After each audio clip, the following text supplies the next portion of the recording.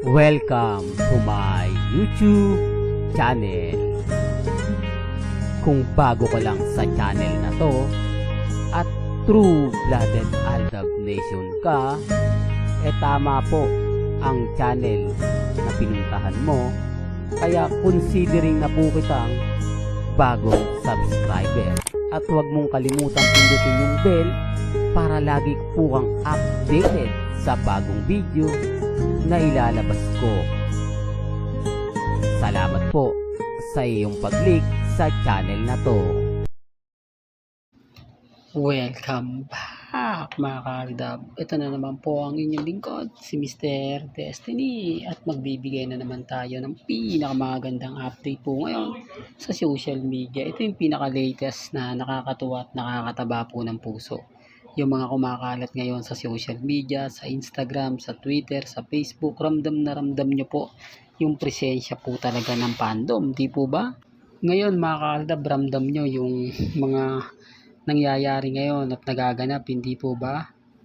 Kung mapapanood nyo po yung video sa Alden Labs main na kung saan talagang pinaninindigan po ni Christopher Mi na totoo nga po daw yung reliable source niya, at hindi niya daw po pwedeng pangalanan, hindi niya daw po pwedeng kumbaga ibulgar kung sino yon. Common sense na lang po. Nauna na po tayo dun, di po ba? Na talagang madalas nang pumupunta, di po ba, sa bahay po ni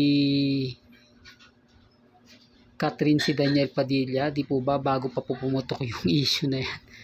Ako sabi ko nga po sa inyo mga kaaldab, mahirap po talagang magkomento, lalo na po kapag kakatulad nyo lang si Mr. Destiny. Sino nga po ba ako bakit nila ako papaniwalaan? Sino nga po ba ako na bibigyan nila ng atensyon, bibigyan nila ng pansin?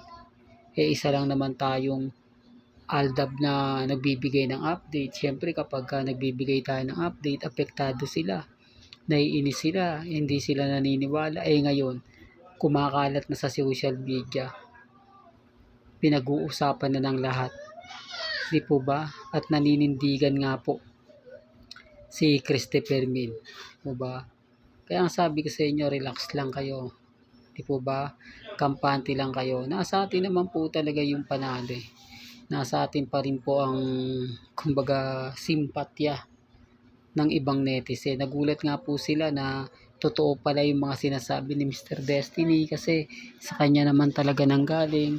Sa kanya naman po talaga unang bumigay na may mga ganitong bagay, may mga ganitong update. Ngayon wala na. Ngayon basag na sila. Pero okay lang, andyan na yung point na kalmado at kampante ka lang. Andyan yung point na relax ka lang. Andyan yung point na hindi tayo nagpapa-apekto at never nga po tayong nagpapatalo. Ito yung mga bitter po talaga. Ito yung mga affected sa mga sinasabi at pahayag ko. Sa ngayon, relax lang po kayo. Sa ngayon, kampante lang po kayo. Dahil alam nyo naman po na pag dumating yung point na tayo na po yung nasa angat, tayo na po yung pinag-uusapan, diyan na po tayo magsisimula mag-ingay. Di po ba? Real talk yan mga kaaldab. Kaya nga, kumbaga, yung mga ebidensya at resibo ko, normal lang po, di po ba? Nakikita nyo naman po. At sa mga taong nagre-react na hindi totoo yung sinasabi ko, wala akong reliable source, meron po ang mga malalapit po sa atin, di po ba? Ang malalapit sa pamilya Polcarson at pamilya Mendoza, sila naman po talaga yung totoong Aldab. Sila po yung mga mamis, mga senyor na talagang marami pong alam sa ganap kina Alden at kay Mengay. Sila po yung talagang tumulong at sumuporta kina Alden Richards at kay Maine Polcarson. Ngayon yung karir ni Alden talagang international na. Gaya nga po na sinabi ko kanina, marami na naman po magtataas ang kilay. Marami mga bigating artista, aktor, aktres na naiinggit kay Alden kasi naging matagumpay si Alden. Naging batang direktor, naging producer, na hinahangad po ng mga veteranang aktor, veteranang aktres na hindi po nila nagawa. Bakit? Dahil nga po pinanghinaan sila. Dahil nga po hindi nila kaya, di po ba? Although kaya nila, kaya lang parang natakot sila na baka ganito, baka ganyan. Hindi katulad ni Alden na talagang pinus niya ng gusto. Nakita nyo naman po yung successful ni Alden Richards.